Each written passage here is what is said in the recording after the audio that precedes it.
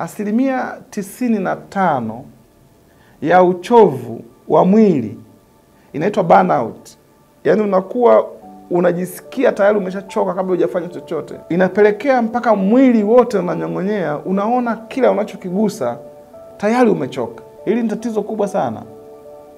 Linaathiri uzalishaji kwenye mazingira yote ya maisha ya mwanadamu.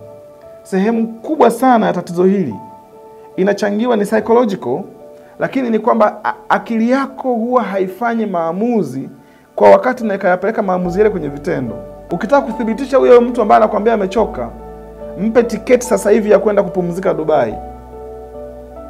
Uone nguvu atakazokuwa nazo. Atanyanyuka na nguvu, atakimbia, atabadilisha nguo, atakimbia, ataenda airport. Yaani uchovu wote unaisha saa hiyo hiyo. Unajua kwamba tatizo hili ni la kisaikolojia.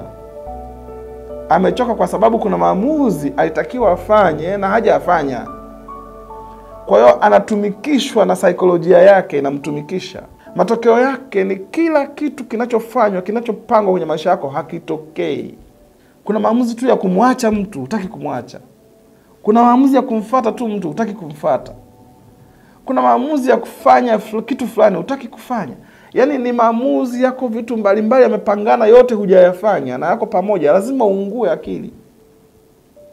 Kwa kuna watu mnacheza kuunguza akili zenu, kwa sababu hamtaki kufanya maamuzi kwa wakati.